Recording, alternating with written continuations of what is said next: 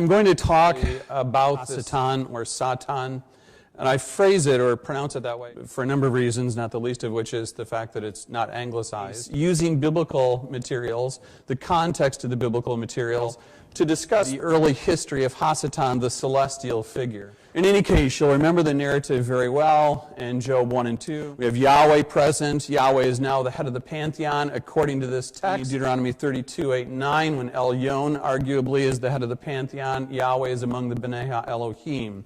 In this case, it's clear that Yahweh has received a promotion, as it were. He's the head of the pantheon, and the Bnei HaElohim come to him.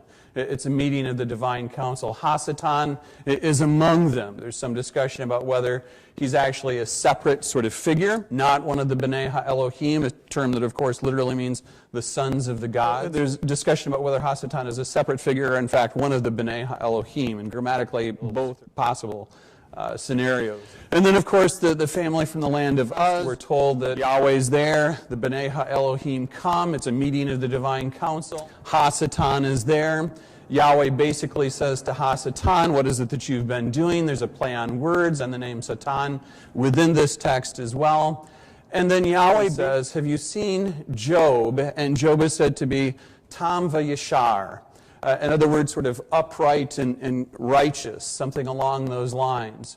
And then Hasatan indicates that he's seen him. And then Hasatan says, look, I think that it's true that he seems to be Tam Vayishar, but I'm not sure that his motives are pure. Hasatan argues that there should be a test to determine whether or not Job, Yahweh is proposed as Tam Vayishar, through and through. There should be a test to determine whether or not this is true disinterested piety.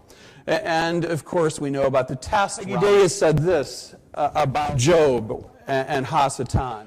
What the Satan does, or what the Satan does, is in fact challenging God's blueprint for divine human relations. In other words, the Satan is questioning the validity of a moral order in which the pious unfailingly prosper. The test of true righteousness would be to worship without the promise of reward. I'm going to differ with Peggy Day slightly with regard to this. Elaine Pagels said this: as he first appears in the Hebrew Bible, Satan is not necessarily evil, much less opposed to God. I think that's basically the case indeed. On the contrary, he appears to be in the book of Numbers and in Job as one of God's obedient servants, a messenger or angel, a word that translated the Hebrew term for messenger, malach, into Greek angelos. In Hebrew, the angels were often called the sons of God, the Bnei Elohim, and were envisioned as the hierarchical rank of a great army or the staff of a royal court. Most everybody in Hebrew Bible would embrace the first half of this statement and then differ strongly with the second half. That is to say that the Bnei HaElohim were angels. We see it in the LXX. Of course, we see it in Enoch. The fact of the matter is that that's not the meaning of that term in its ancient Near Eastern context. We actually have Bnei HaElohim, or the cognate, the direct semantic and even linguistic cognate, attested in languages such as Phoenician, Aramaic, Ugaritic, and Akkadian as well. And that term means literally the sons of the gods, that is to say the divine children. So this isn't some way of referring to a non-divine celestial member, which is the way that we often use the term. It's actually a way of referring, generally speaking, to a divinity, a member of the divine council, literally the sons, the children of the gods. And that's the way that it's used within the ancient Near East, and I think that's the way that it's used in the Hebrew Bible. Of course, in passing, I'll simply refer to the fact that we do have Mesopotamian precursors to this, very important ones. Lulubel-Nemeki is one of them. Hasatan, and I want to contrast my belief, my construct of the evidence with that of Peggy Day. I don't think that Hasatan is challenging the divine-human relationship or the blueprint. Hasatan is attempting to discern, as a prosecutor might very well do, the motives, and that's it. Both Hasatan and Yahweh presuppose that Job is Tam Vayishar. I think that's true. The question is whether or not there's some sort of motive that's not pure in this. And I would argue that Hasatan is attempting to discern here if there is, in fact, disinterested piety in the world, or rather, if people are simply being pious because of the benefits that they receive. And I think that I would also wish to say, rather strongly, I suppose, that Hasatan is functioning in a very laudable way here. That is to say, he's attempting to discern if there is disinterested piety. I think that this is something which is rather interesting, philosophically, to determine, and quite important, and not, of course, an evil pursuit at all. And he gets his answer. Yahweh was right.